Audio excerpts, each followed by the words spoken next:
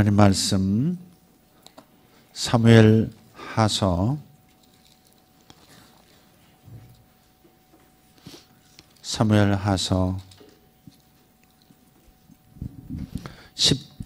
15장 사무엘하서 15장 11절부터 13절까지 읽겠습니다.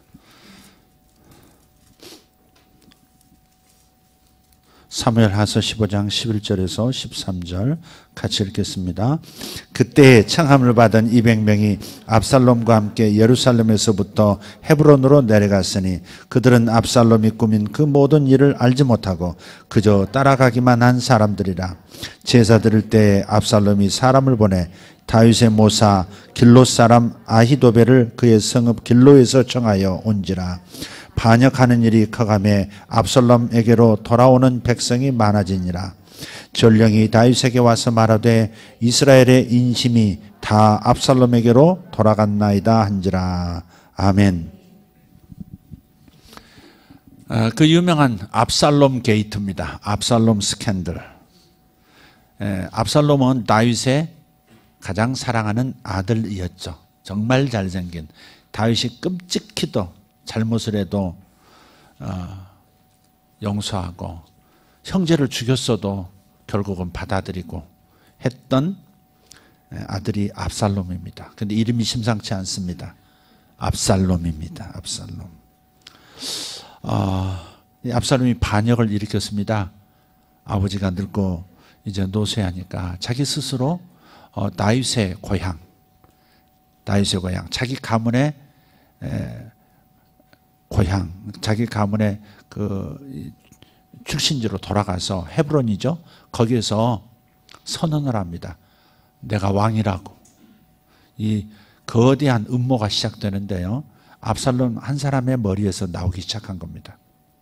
아버지에 대한 분노가 있었고, 아버지는 압살롬의 교만과 그의 잘못된 성정을 일찍 바로잡아주지 못한 그 폐해가 드디어 나타나는 겁니다. 사람들은 많이 그럽니다. 왜 하나님이 나한테 이렇게 그러시느냐고. 한 번쯤 다 해보셨죠? 오죽하면 하나님, 저하고 하나님 관계는 개떡 같은 관계인가요? 개떡이라고 하는 얘기는 하나님 처음 들으셨을 것 같아요. 개떡 같은 관계는 하나님이 지구 역사상 모든 기도를 다 들으시고 원망도 다 들으셨지만 개떡 같은 관계라는 용어는 아마 하나님께서 처음 들으시고 무척이나 당황하면서 야, 사전 찾아봐라. 개떡이 뭐냐, 한국어로 찾아봐. 아마 그랬을 것 같아요. 개떡 말씀드리기가 아주 참 어렵사옵나이다. 천사가 그렇게 보고했을지도 모르겠어요. 근데 다 개떡 같은 관계라고 말하지는 않지만 하나님과 관계가 이것밖에 안 되는가요? 하나님 날 이것밖에 대해 주시지 않습니까? 삶의 어려움을 계속해서 겪으면 쓴뿌리가 이제 마음에 생기죠. 누구나 그래요. 저도 그런 때가 있었어요. 여러 번 그랬을 것 같아요. 근데 오늘 어떤 분하고 얘기를 하면서 하나님께서는 축복을 주실 때요, 그 고난이라는, 고통이라는 포장지에 싸서 주시는 때가 참 많다고. 왜 고난을 포장지로 해서 주실까? 그것은 우리가 그릇이 안 돼서 그래요. 하나님이 주시고자 하는 복의 준하는 그릇됨이 약해서 그래요. 그죠? 여러분, 우리가 어린아이들에게, 아주 어린아이에게 칼을 안 맡기잖아요. 심지어 설거지도 안 맡기잖아요. 하다가 다칠까봐, 유리잔이를 깨지면서, 깨지는 건 괜찮지만 손 다칠까봐, 뜨거운 물에 댈까봐, 뭐 이런 거 있잖아요. 좀 장성하면 돈을, 아버지가 돈이 많아도 돈을 자식에게 맡기질 않잖아요. 아직은 아니라는 거죠. 그러니까 그릇이 된 다음에 하나님도 부으시는 하나님이세요. 그러니까 내가 받을만 하다고 생각한 내 스스로 하는 판단이지, 하나님께서 주시고자 하는 축복은 내가 생각하면 훨씬 크다는 것이죠. 하나님께서 나를 위해서 계획하시는 것은 물질만이 아닙니다. 우리를 얼마나 크게 사용하실지는 우리가 가히 상상하기가 어려워요. 그렇기 때문에 하나님께서 나에게 허락하시는 고난이 크고 길다면, 그렇다면 하나님께서 나를 어떻게 쓰시려고 할까? 오히려 기대감을 가지고 기다려야 합니다. 자, 다윗이 다윗이 자기 아들의 반역 소식을 듣고요, 성에서 도망가기 시작합니다. 이게 영향력이라고 하는 것이 이렇게 무서운 거예요. 사실상 압살롬 한 사람이 생각했고요, 그 다음에 200명도 헤브론으로 내려갈 때 초청받아가지고 무슨 놀러 가든지 무슨 뭐 집안 행사에 같이 따라가는 줄 알았던 거예요.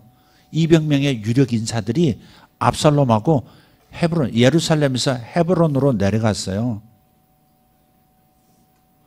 내려가가지고 거기서 선포한 거예요. 압살롬이 왕이다. 근데 그 전에 모든 자기의 수족들을 12지파로 다 보냈어요. 미리 보내가지고 이렇게 암호를 짠 거예요. 나팔소리가 헤브론 쪽에서부터 이어져서 들리거든. 압살롬이 헤브론에서 왕이 됐다, 그렇게 각 지파에서 외치라는 거예요. 그러니까 가만히 보면 좋은 사람들은 자기의 좋은 일을 계획하지 않고 그것을 실행하려고 하지 않을 때 사탄은 나쁜 일을 자기의 종들을 통해서 훨씬 교묘하게 치밀하게 만들어가고 있다는 사실입니다. 우리가 삶에서 승리하려면 보이지 않는 영역에서 일어나는 두 세력의 전쟁을 이해해야 합니다. 보이는 세계가 전부가 아니라는 사실을 먼저 인식하면서, 그렇다면 우리가 알지 못하는 또 다른 세계는 뭔가? 그거는 바로 보이지 않는 영적인 세계예요. 두 세계가 충돌하고 있어요. 하나는 빛의 왕국, 예수 그리스도의 세계와 또 하나 사탄이 리더로 있는 흑암의 왕국이 충돌하고 있어요. 보이지 않는 영적인 영역에서 충돌하고 있다는 말이에요. 그 영향력이 보이는 물리적 세계, 우리 사람들에게 영향을 끼치고 있다는 겁니다. 흑암의 영역에서는 좋지 않은 영향이 오고 있고, 빛의 왕국에서 오는 영향력은 좋은 영향력을 끼치고 우리를 돕고자 역사하는 영향력입니다. 근데 사탄은 역시 영향력을 사용할 줄 안다는 겁니다. 영어로 뭐예요? 인플루언스, 영향력입니다. 근데요, 이 단어가 아주 부정적으로 또 사용합니다. 인플루엔자, 유행성 독감. 영향력이라는 것은 독감처럼 전염성이 있다는 겁니다. 이 압살롬 한 사람에게 있는 아버지를 향한 쓴뿌리, 그리고 반역심, 이런 것들을 가지고 있다가 드디어 때가 되매 자기를 칭송하고 젊은 날의 다윗을 보는 것 같다고 막 칭찬하고 지혜가 출중하다고 말하고 당신 같은 용모 백성들의 마음을 확 사로잡을 거라고 수많은 정치의 꿈을 가진 수많은 사람들이 그를 막 축켜 세우면서 분위기를 만드는 거예요. 이게 보이지 않는 흑암의 세계에서 역사하는 사탄의 영향력입니다. 그러니까 어둠의 세계로부터는 영향력에 휩쓸릴 수 있다는 거죠. 압살롬도 휩쓸렸고 200명도 결국 휩쓸렸고, 얼떨결에 200명이 거기서 선포를 하고 하니까 거기에 다윗의 본거지, 그 출신 지파에서도 그냥 얼떨결에 그냥 추대가 돼버렸고, 그러면서 12지파에 미리 깔아놓은 사람들에 의해서 나팔 불면서 압살롬이 왕이 되었다라고 하는 것이 기정사실인 것처럼 말해져 버렸고, 결정적인 것은 압살롬이 한 사람을 자기 편으로 끌어온 겁니다. 그게 누구예요? 아히도벨이에요. 아히도벨. 다윗 왕의 책사, 고문이었던 것이죠. 근데 아히도벨의 말이 얼마나 사람들에게 크게 먹혔느냐면, 다윗에게도 마치 아히도벨이 내놓은 전략은 하나님에게 기도해서 받은 계시와도 같다. 선지자들이 받는 계시의 수준과 아히도벨이 짜내는 계략을 똑같은 동급으로 여길 만큼 인지도가 있었던 인물이죠. 우리나라라면 어떤 사람이 이런 영향을 끼칠 수 있을까요? 왕은 아니면서 왕 같은 영향력. 그렇게 그의 머리가 탁월하다고 인정받는 사람이 누가 있을까? 적어도 이스라엘에서는 아히도벨이 그랬어요. 아히도벨이 압살롬 편이 된 거예요. 아히도벨은 나이도 있고 인생을 살아본 사람이고, 그리고 정말 뛰어난 모든 정세를 꿰뚫어 보고 있는, 모든 정치의 구석구석을 살필 수 있는 사람인데 어떻게 압살롬 같은 이 잔꾀로 움직이는 젊은 왕자에게 붙어버리느냐 이 말이죠. 그것은 바로 이 아히도벨 안에도 상처가 있기 때문에 그렇습니다. 그래서 상처가 있는 것은 그대로 놔두면 사탄이 꼭 이용합니다. 사탄이 이용합니다. 누구에 대한 불만이 있잖아요. 불만이 있으면 그걸 언젠가는 사용합니다. 사탄이. 그런 분위기 환경 됐을 때 그 문제가 결정적인 문제인 것처럼 이렇게 자극을 하는 겁니다. 그래서 아히도벨이 어떤 상처가 있냐면 아히도벨이 원래 누구의 할아버지냐면 밧세바의 할아버지입니다. 사무엘하서 23장 34절을 보면 아히도벨의 아들이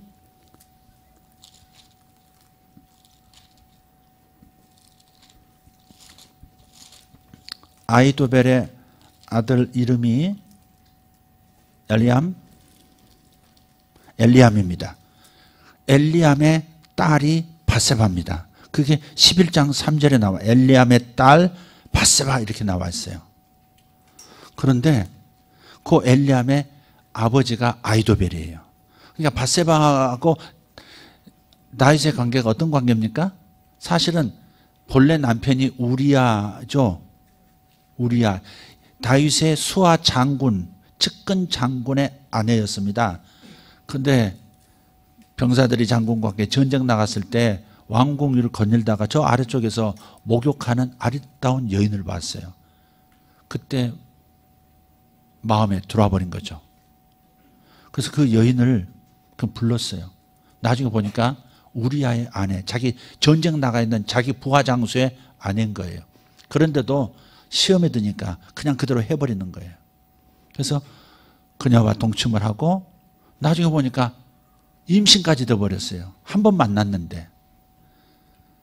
그래서 이 불러오는 배를 어떻게 감당할 수가 없고 이 정치적인 입지가 어려워지니까 우리아를 전쟁터에 나가 있는 우리아를 불러들여서 하루 저녁 자기 하고 그것이 자기 자식이 아닌 것처럼 꾸미려고 했는데 우리아가 부하들이 지금 전쟁에 나가 있는데 어떻게 집에서 편히 잘 수 있겠느냐고 길가에서 노숙해버려요.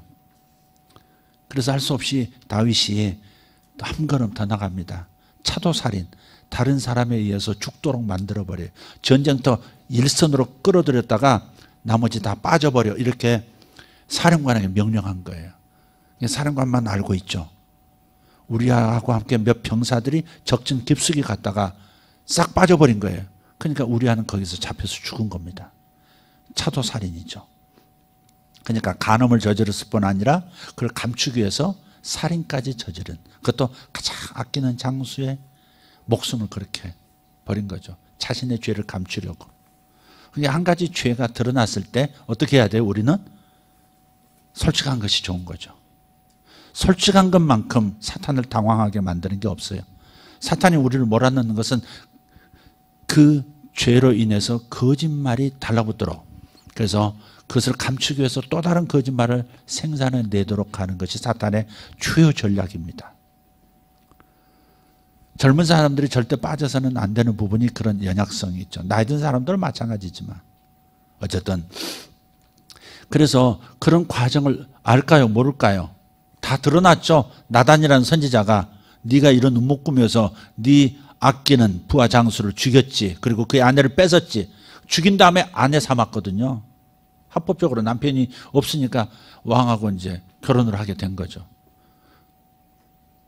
그래서 그 할아버지가 친할아버지가 보고 있다가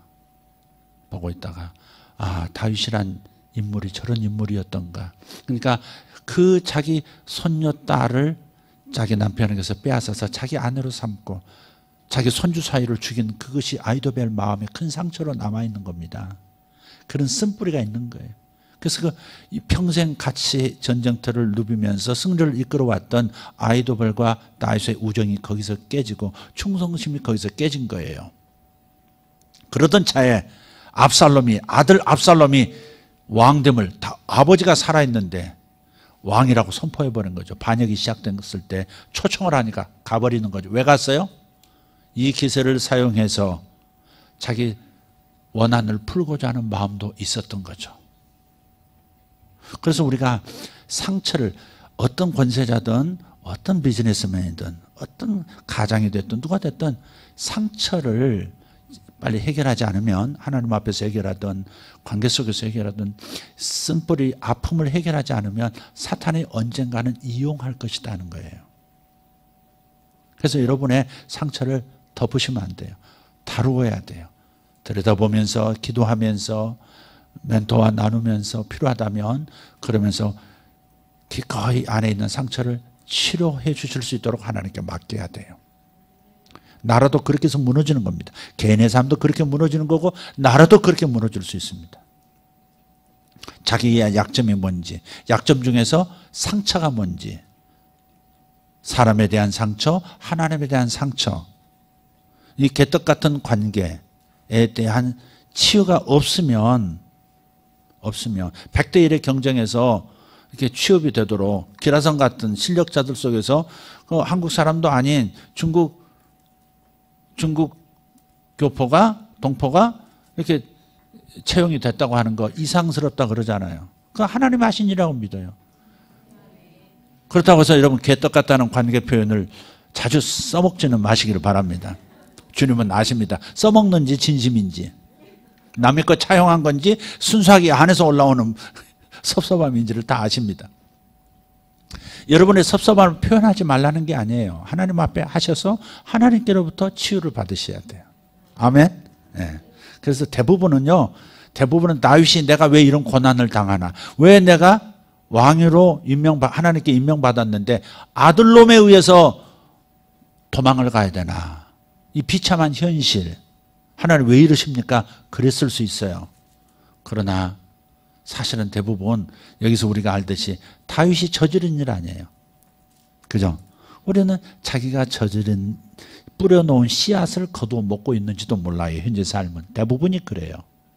제 삶도 그렇더라고요. 여러분 삶도 다르지 않을 것 같아요.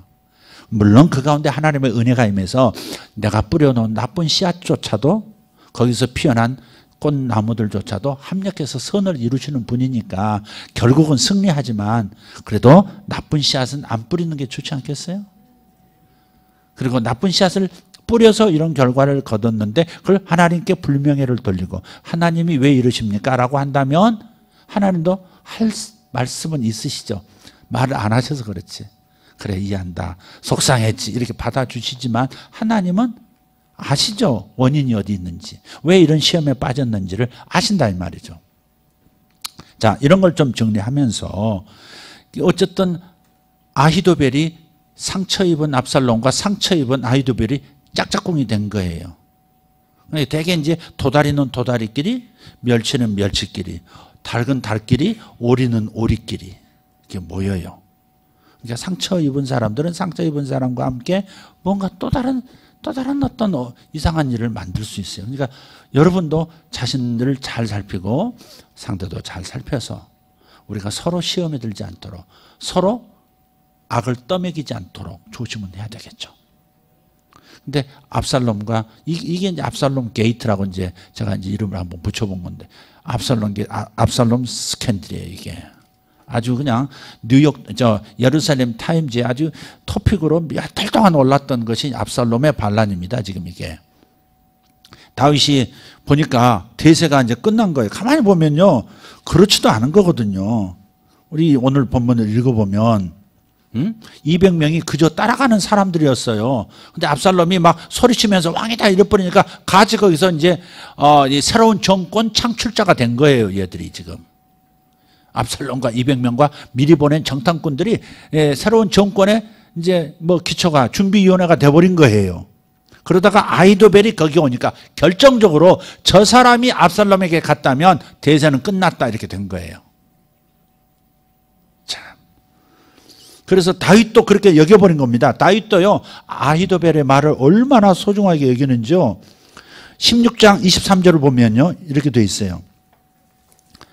16장 23절 한번 읽어볼까요? 그때에 아히도벨이 베푸는 계략은 사람이 하나님께 물어서 받은 말씀과 같은 것이라. 아히도벨의 모든 계략은 다윗에게나 압살롬에게나 그와 같이 여겨졌더라. 선지자의 예언처럼 아히도벨의 말이 맥힌 거예요. 그러니 아히도벨이 압살롬에게 붙었다. 그럼 끝났다 이렇게 생각하고 이제 백성들의 마음도 이제 막 그리 막 붙기 시작했죠. 그렇다고 해서 다수는 아니에요. 돌아오는 압살롬에게 붙는 백성이 많아졌다고 그랬지. 그런데 이 사탄의 영향력이라는 것은요, 또 묘해요. 사람은 들은 대로 또 믿어지는 게 있잖아요. 다윗이 왕궁 안에서 뭘 알아요? 다 보는 것 같지만, 왕궁 안에서 비밀 정보국을 통해서 모든 정보를 아는 것 같지만 위기 순간에는요 다 차단됩니다. 그리고 엉뚱한 소리가 들립니다. 뭐라고 보고해요? 전령이 다윗에게 와서 말하되 이스라엘의 인심이 다 압살롬에게 갔다. 이게 뭐가 다입니까? 그 200명 몇 하고 또 전령 몇 하고 뭐 아히도벨하고 그 소식 듣고 몇몇이서 이제 그 소식 들은 사람이 들러붙은 것인데, 전령이 하는 말이 다 압살롬에게 돌아갔나이다. 이렇게 보고하는 부하도 있는 것도 참 이게 사탄이 역사하려니까 그게 영향력이라는 게 이렇게 전염병 같은 거예요. 작은 게 아닙니다.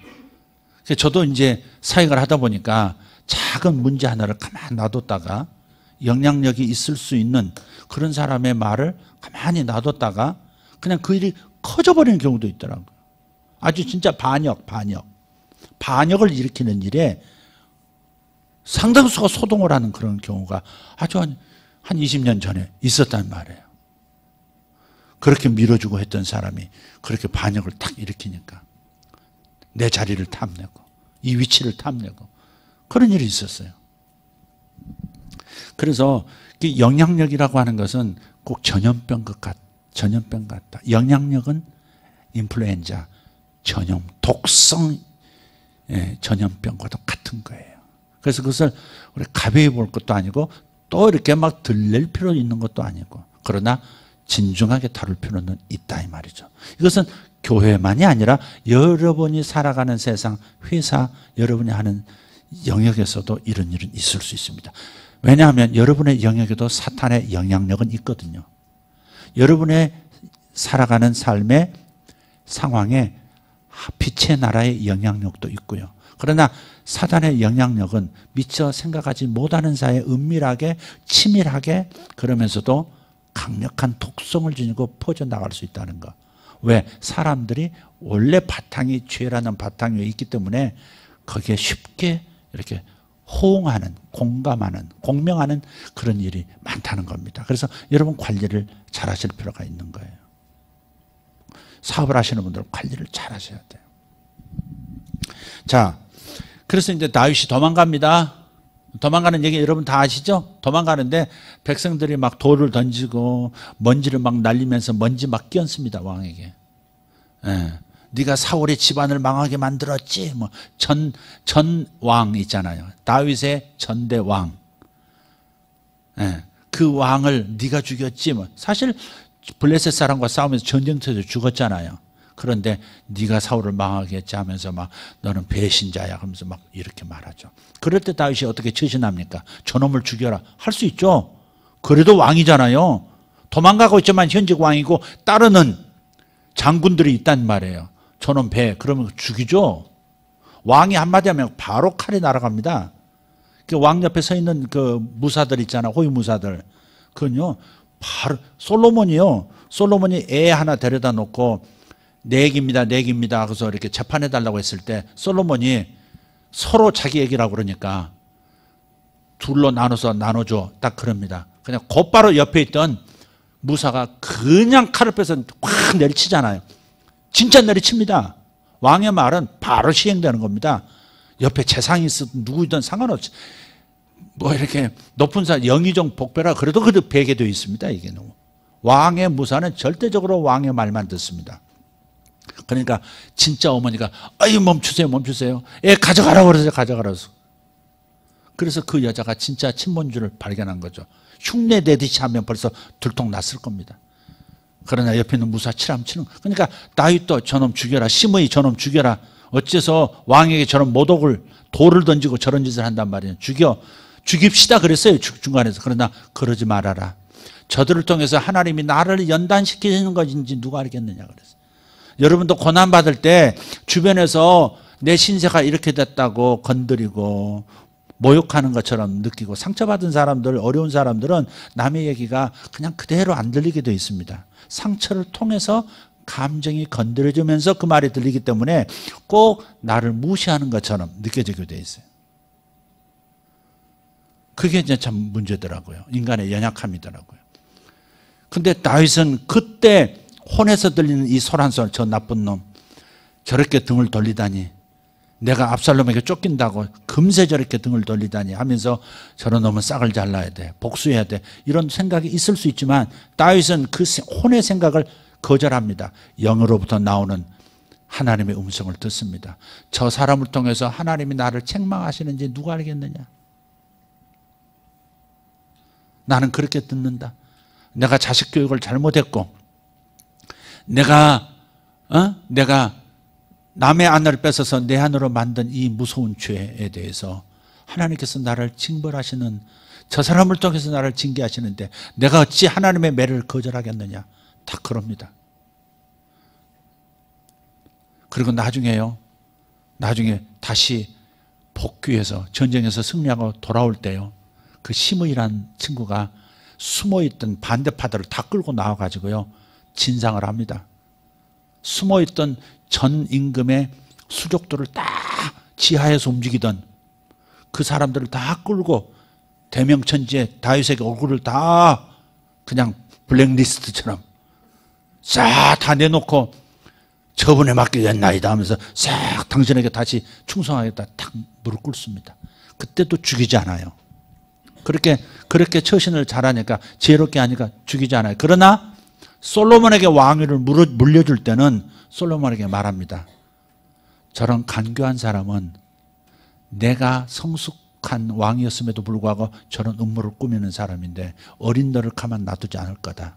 그러니까 네가 왕위에 올라서면 바로 저 사람은 제거해야 할 거다. 그렇게 하고 요압에 의해서 그 사람 제거당합니다. 결국은. 물론 그것도 가서 그냥 죽이지 않아요. 여기는 벗어나지 마. 그걸 뭐라 그러죠? 법적으로 그 어떤 지역을 벗어나지 말라고 하는 법적인 명령을 내립니다. 그런데 또 자리를 떠납니다. 그리고 죽습니다. 그래서 솔로몬이 죽입니다. 그냥 죽이지 않습니다. 합법적으로 죽입니다. 이게 이제 정치면서 이걸 통해서 하나님께서 어떻게 이 복잡한 혼란스러운 인간 사회, 인간 정치적인 마음으로 가득 찬 이 세상 속에서 하나님의 손은 어떻게 역사하는가를 우리는 또 동시에 읽어야 하는 거죠. 다윗이 돌아왔어요. 근데 돌아오기 전에 이런 일을, 도망가면서요 재밌는 일 하나 있습니다. 아히도벨이 이제 저쪽으로 붙었잖아요. 그래서 다윗도 와, 대사가 기울었다 그렇게 생각한 겁니다. 사실 아히도벨이 저렇게 붙었다면 대사가 끝났다는 메시지로 알아들은 겁니다. 그래서 급히 측근들과 함께 예루살렘 왕궁을 벗어나서 도망가는 겁니다. 근데 도망가다가 후세라는 또 다른 젊은 이 책사, 그러니까 왕의 옆에서 이렇게 조언을 하는 그런 책사한 후세라는 사람을 만납니다. 후세가 대성통곡하면서 왕이시여, 당신께서 어떻게 이런 수모를 당하십니까? 그런 사람 있잖아요.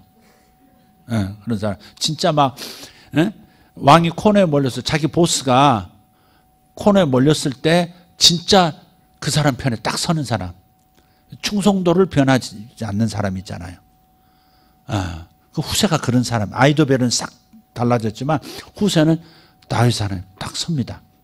그리고 당신을 따르겠습니다. 내가 죽더라도 당신을 따를 겁니다. 그럴 때 다윗이 후세라는 이 좋은, 머리 좋은 책사를 곁에 두고 위로받는 것 대신 그를 위장 전입을 시킵니다. 스파이로 들어가게, 압살롬에게 가라. 아히도벨이 저쪽에 붙었으니까 네가 와도 의심 안 할 거다. 네가 가서 아히도벨의 계략을 개떡으로 만들어라. 훼손시켜라. 그렇게 이제 오다를 줍니다. 그러니까 후세가 왕을 따르고 싶고 왕하고 함께 죽고 싶은데 그래도 왕의 명령을 따라서 압살롬 쪽으로 가요.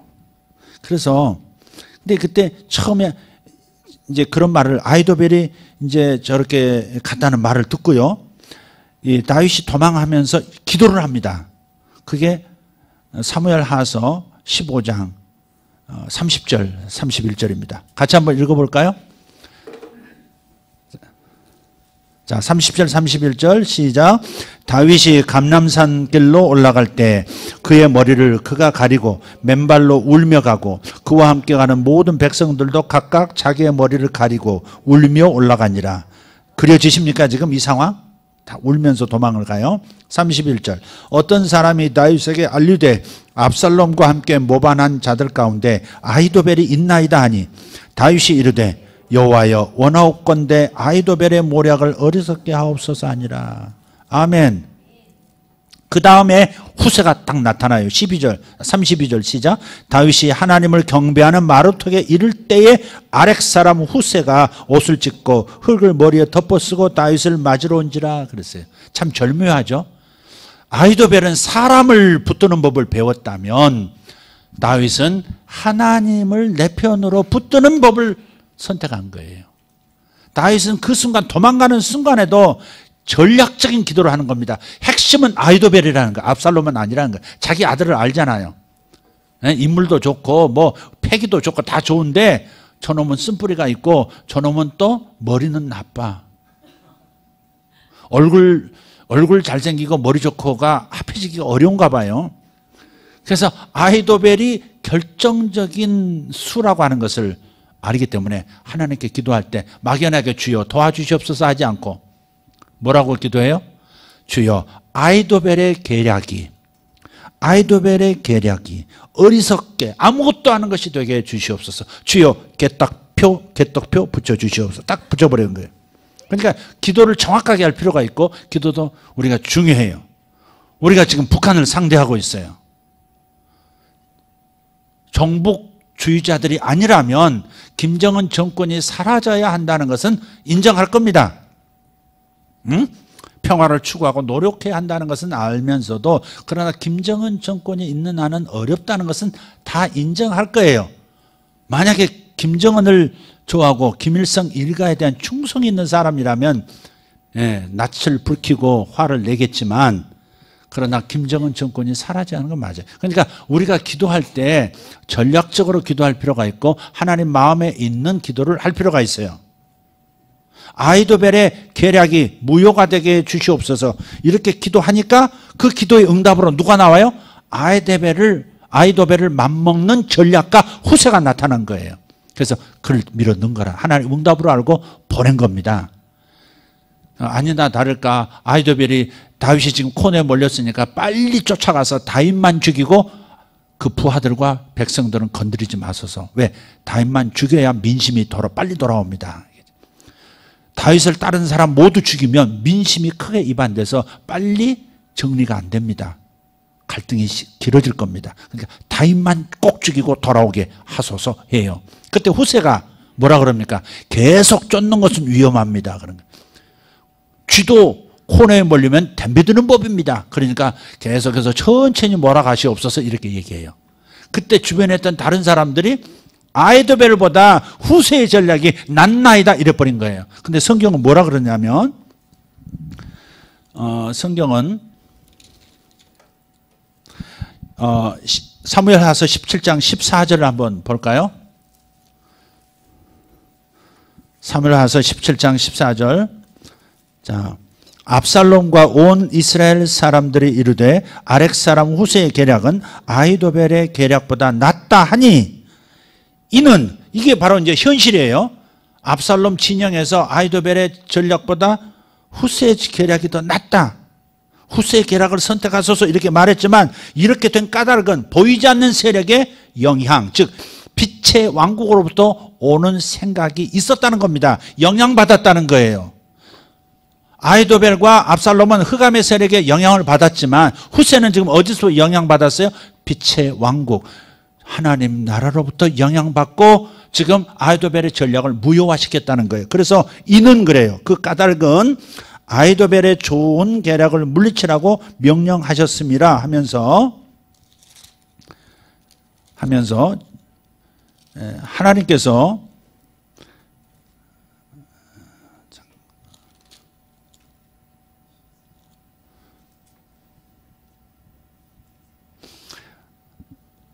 제가 찾으면 말씀을 드릴게요. 그렇게 한 까닭은 뭐냐면 하나님께서 아히도벨과 압살롬을 대해서 화를 내사 그를 물리치려 하심이라 그렇게 되어 있어요. 그래서 보이지 않는 세계의 영향력이 계속 보이는 세계 속에서 충돌하면서 영향을 끼치고 있다는 사실을 이해해야 합니다. 여러분의 삶에도 반드시 나를 돕고자 하는 하나님의 영향력도 있는가 하면 하나님의 축복이 임하지 못하도록 하나님 뜻대로 살지 못하도록 하는 흑암의 세력 사탄의 영향력도 여전히 역사하고 있다는 사실을 기억하자 이 말이죠. 이걸 잊어버리면 보이지 않는 세계의 영향력을 잊어버리면 자기 혼자 싸우게 되어지고 자기 혼자 문제를 해결하다 보면 거기에는 혼란과 의심과 불신과 원망 이런 것들이 마음을 차지해버려요. 결국 흑암의 세력이 이긴다는 겁니다. 그래서 우리가 사람을 아는 것도 중요하고 세상의 지혜를 아는 것도 중요하지만 하나님을 아는 것이 더 중요한 것이죠. 여호와를 경외하는 것이 지혜의 근본이요 거룩하신 분을 아는 것이 명철의 근본인 거예요. 그래서 여러분이 삶을 살면서 어려운 일을 겪을 때 지금 전쟁이 벌어졌구나, 전쟁이 벌어졌겠구나를 인식해야 합니다. 왜 저 사람이 나를 향해서 일어서지? 왜 옛날 상처를 가지고 옛날 일을 가지고 나를 괴롭히기 시작하지? 왜 나를 이렇게 코너로 몰지? 그럴 때는 저 사람 그걸 쳐다보면 안 되고 저 사람 배후에서 지금 역사하는 흑암의 세력들도 봐야 하고 그 과정에서 내가 어떻게 반응할까는 하나님이 이 문제를 어떻게 다루기를 원하시느냐 그것을 깨닫는 게 중요하다. 아, 하나님이 나를 회개하라고 다루시는구나. 회개하라고 이런 어려운 것들을 지금 사탄이 일으키는 것을 방관하셨구나. 그렇게 이해해야 승리할 수 있단 말이에요. 하나님께는 순종하고 하나님께는 경외를 영광을 올려드리면서 사탄은 대적할 수 있는 힘이 거기서 오는 거예요. 그러니까 하나님 나라 지원을 받고 싶으면 영적 분별력이 있어야 합니다. 우선 기도부터가 다윗처럼 달라야 합니다. 경배의 마루턱에 올라가서 첫 번 기도가 아히도벨의 모략을 어리석게 하옵소서. 아주 전략적으로 가장 정확한 마치 이 스마트 미사일이 아니라 그냥 크루즈 미사일처럼 정확하게 레이더에 의해서 정확하게 때리는 그런 기도를 해야 한다 이 말이죠. 그래서 북한에 대해서도 마찬가지예요. 우리가 생각할 것은 그거예요. 여러분이 종북주의자가 아니라면 여러분은 김정은 정권이 없어져야 하는 건 당연한 겁니다. 우선 첫째 가장 중요한 것은 그것은 하나님의 교회와 하나님의 사람들을 완전히 씨를 말리려고 했던 사람들이 김씨 일가라고 하는 사실을 지금도 마찬가지고 탈북자들을 다 돌아오면 잡힌 나가 돌아오면 웬만큼 벌을 주고 교화소도 보내고 때리기도 하고 해서 정신 차리게 만들고 다시 편입을 시켜줘요. 북한 주민으로.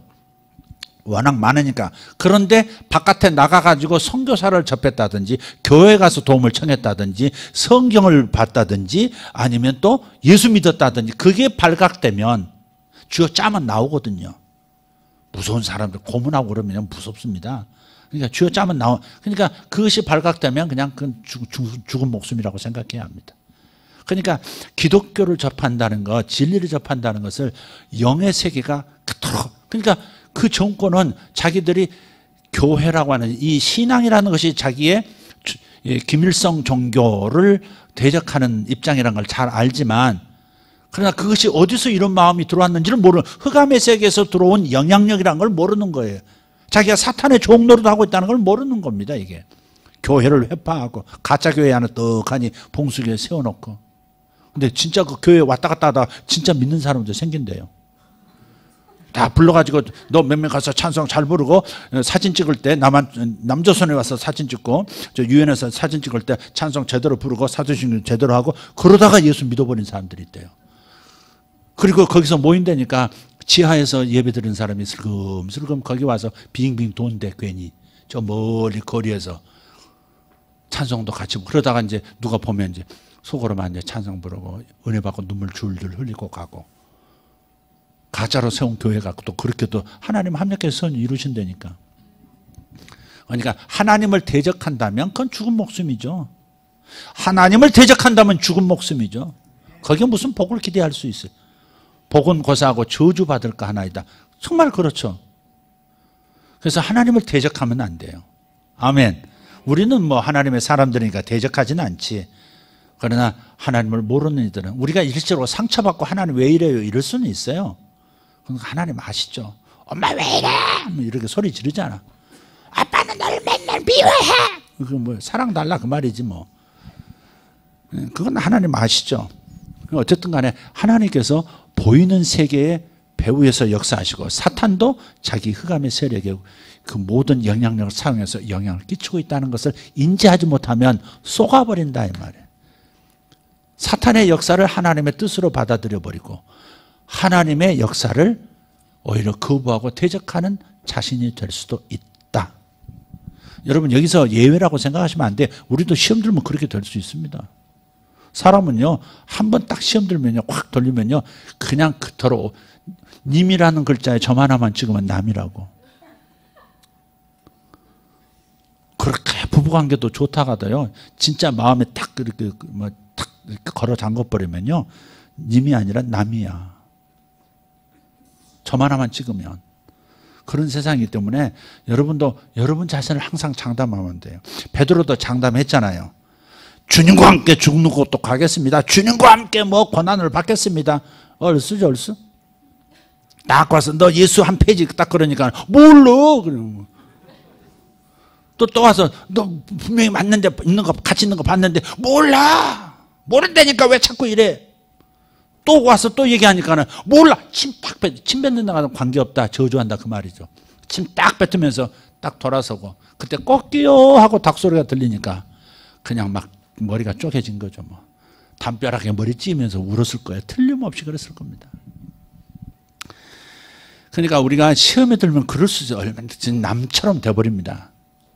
그렇게 가까웠던 사이도요. 뭐 마음에 조금 상처 때문에 시험 들면요. 남처럼 돼버려요. 참 그 이상한 일이죠. 그 사탄이 얼마나 영향력이 센지 몰라요. 사탄 무시하면 안 됩니다. 사탄님 하라는 게 아니에요. 사탄의 영향력이 너무 강합니다. 사실은. 안 그렇습니까? 사람 시험 드는 거 보면 사탄이 얼마나 무서운지 몰라요. 가정에서 시험하지, 교회에서 시험하지. 그러면요, 진짜. 그러니까 우리가 깨어서 주여, 주님밖에 없습니다. 주님 도와주셔야 합니다. 주님 도와주셔야 합니다. 다윗은 얼굴까지 울면서 가잖아요. 울면서 하나님 제가 잘못했습니다. 제가 남의 연을 뺏었습니다.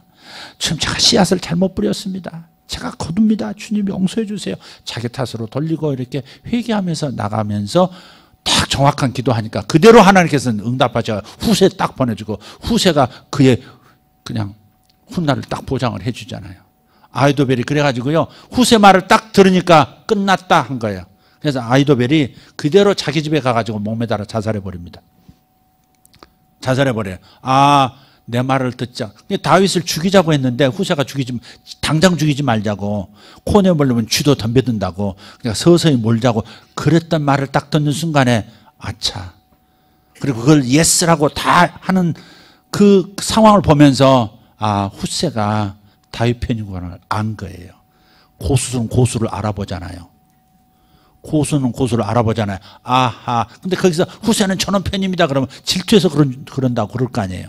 그러니까 그대로 가서 이 노인이 목매달아 죽어버립니다. 사탄은요, 자기도 배신자였잖아요. 하나님 나라를 배신했잖아요. 사탄은 지가 배신자인 것처럼 자기가 쓰던 사람도 그렇게 버려버려요. 목매달라 죽도록 놔둬버립니다. 보호해주지 않습니다. 사탄은 이용만 하지 절대 보호하지 않습니다. 그러니까 절대 사탄은 사탄의 성격을 알아야 돼요. 우리가 눈으로 사탄을 못 봤으니까 지금 그러지 사탄이 얼마나 무서운지 얼마나 잔인한지 몰라요. 사람 속에 병이 일으켜서 기어이 죽여야 시원하거든요. 귀신이 쫓겨날 때 이 중병 걸려서 귀신 들려서 중병 걸린 경우가 있거든요. 근데 그 귀신을 쫓으면 귀신이 막 그렇게 얘기합니다. 쫓겨나가면서 그렇게 내가 이걸 기어이 이 암으로 죽이려고 그랬는데 억울하다고 막 분에 이를 갈면서 나갑니다. 예. 내가 이 둘 사이를 기어이 갈라놓으려고 기어이 찢어놓으려고 그랬는데 그럼 원통이 하면서 나갑니다. 참 이상합니다. 근데 우리는 그 사탄이라고 여기질 않는 거예요. 그냥 내 감정이지. 그러니까 우리가 항상 중심 잡을 것은 내 영으로 판단하라 이거예요. 진리와 영으로 판단해야 합니다. 혼에서 일어나는 소란스러움을 나라고 생각하면 안 돼. 내 생각은 내가 아니에요. 내 감정은 내가 아니라고 하면 내 감정은 내가 아니다. 내 생각은 내가 아니다. 나의 생각, 나의 감정은 오직 예수 그리스도께서 주시는 생각과 감정 외에는 내 것이 아니다. 이렇게 선포해야 돼요. 나는 죽었다. 십자가에서 죄에 대하여 죽었다. 오직 내 안에 그리스도께서 나를 통해서 사시는데 나를 통해서 사시는 주님의 마음은 이것이다. 예수님께서도 십자가에서 그렇게 하셨어요. 십자가에서 할 수 있거든. 이 잔이 십자가에 달리는 이 잔이 내게서 물리쳐지기를 원합니다. 그러잖아요. 이건 주님의 혼에서 나오는 생각이에요. 주님의 혼의 생각을 주님이 입으로 말씀하시는, 십자가에 달리기 싫다시는 거죠. 인간이시니까. 인간이 되셨으니까 십자가에 뻘거벗고 죽는 그 일은 모면하게 해달라고 하나님 앞에 얘기하는 거예요. 그렇지만 주님의 대답을 그러나, 그 거룩한 그러나, 신의 한 수 그러나 내 뜻대로 되지 말게 하신, 내 혼에서 나온 생각대로 마시고 내 영에서 나오는 아버지의 생각대로 되기를 원하나이다. 우리의 선택은 항상 내 생각이 내 생각이라고, 내 감정이 내 감정이라고 여기시면 안 돼요. 선해 보여도 좋아 보여도 내 생각이 내 감정이 나라고 생각하면 안 돼. 나는 아니에요.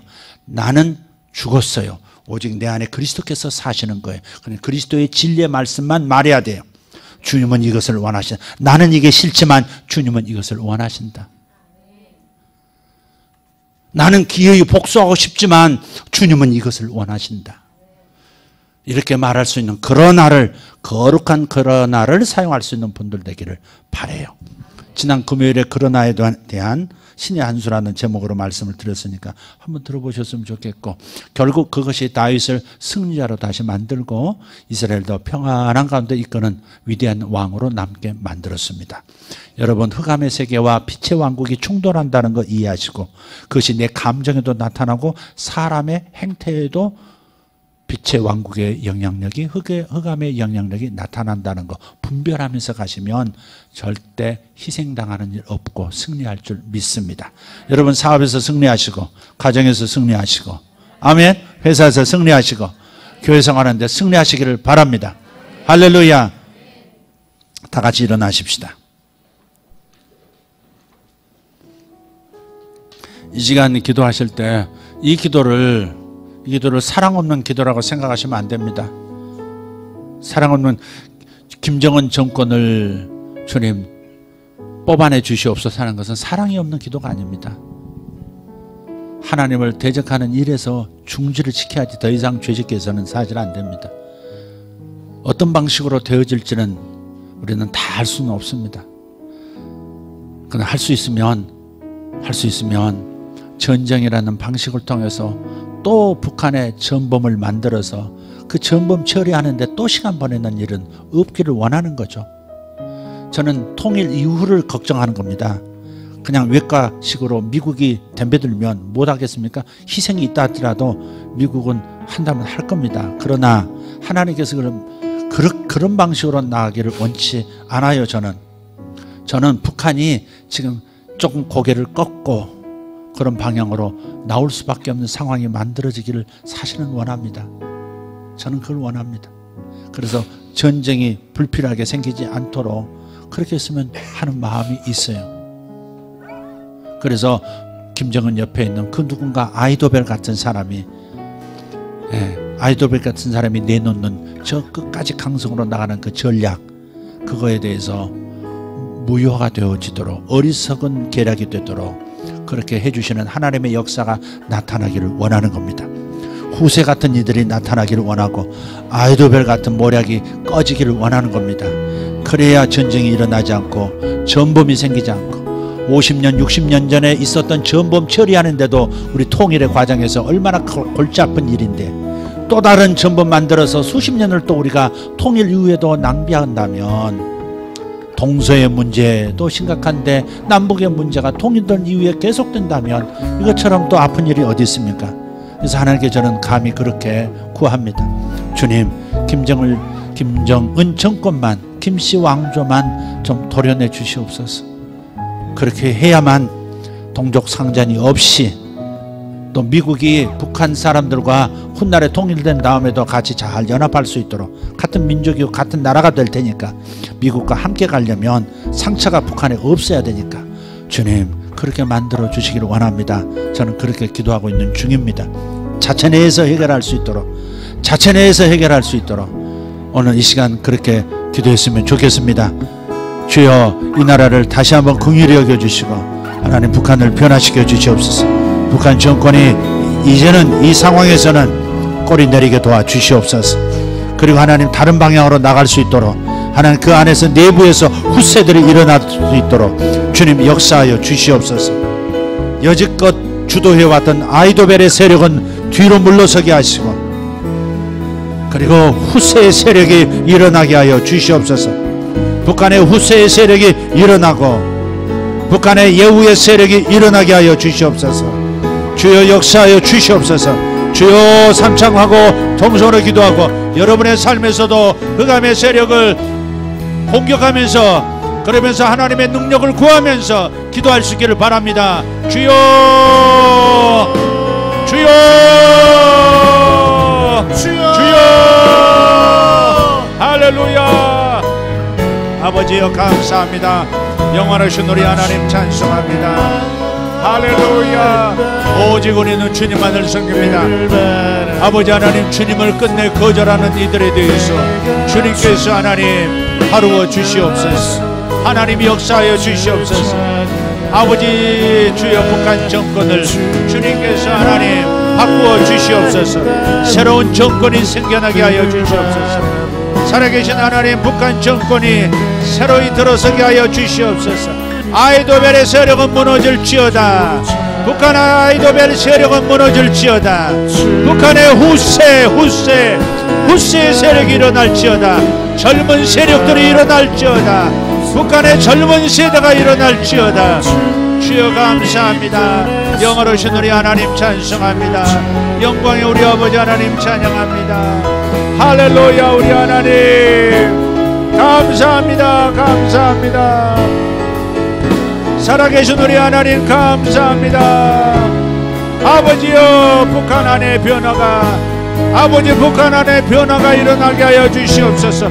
주님, 미국의 하나님이십니다. 미국의 하나님이십니다. 주님, 또한 북한의 주인은 하나님이십니다. 한반도의 주인은 하나님이십니다. 중국의 주인도 하나님이십니다. 러시아, 일본의 하나님도 우리 하나님이십니다. 주님 역사하여 주시옵소서. 주님의 땅이요, 주님의 권세가 아버지 하나님 통치하는 영역입니다. 아버지 하나님, 주님 뜻대로 살아가지 아니하는, 주님을 거역하고 주님을 무너뜨리려 하는, 주님의 나라를 무너뜨리려 하는 그러한 땅의 왕국은 뽑아내 주시옵소서. 퇴출시켜 주시옵소서. 퇴출할지어다. 퇴출될지어다. 김씨 왕가는 퇴출될지어다. 주님 감사합니다. 주님 퇴거 명령을 내리시옵소서. 주여 퇴거 명령을 내려주시옵소서. 예수님의 이름으로 퇴거 명령을 내려주시옵소서. 주님 도려내 주시옵소서. 드러내 주시옵소서. 주여 굳어진 마음, 악한 마음 파서뜨려 주시옵소서. 살아계신 하나님 감사합니다. 하나님, 제가 왔나이다. 하나님, 제가 주님 앞에 왔나이다. 주님, 내 인생에 아버지 하나님, 내 인생에 자유를 주셨고 내 인생의 아름다움을 허락해 주셨나이다. 하나님, 우리 아버지 감사합니다. 주님 감사합니다. 주님 감사합니다. 영원하신 우리 하나님 감사합니다. 할렐루야. 우리 하나님 찬송합니다. 영원하신 우리 하나님 찬송하고 찬송합니다. 전에서 주를 찬양하리. 주의 앞에 또 주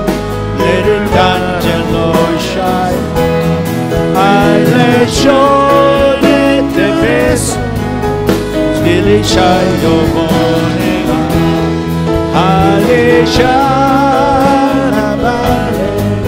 죄를 닫아내셔서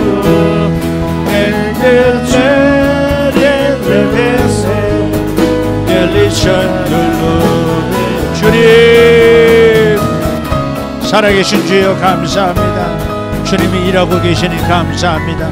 주님이 역사하고 계시니 감사합니다. 우리를 위하여, 우리 같은 처져 있는 이들, 우리 같은 죄인을 위하여 하나님 일하고 계시니 감사합니다. 아버지 하나님, 북한이 하나님 주님을 거절한 것을 회개합니다. 북한이 교회를 허물어뜨리고 죄종들을 죽인 것을 회개합니다. 아버지, 북한이 하나님을 향하여 대적한 것을 회개합니다. 저 땅이 하나님 죄로 가득해서 하나님의 말씀을 태우고 아버지 훼손한 것을 회개합니다. 주여 살아계신 주님이여 악한 정권을 퇴출시키시옵소서. 주님 퇴근 명령을 천군 천사에게 하다라옵소서. 주여 아이도벨이 아버지 무너지게 하시고 압살롬이 무너지게 하시고 아버지 하나님 후세가 일어나며 다윗이 서게 하여 주시옵소서. 위대하신 하나님 감사합니다.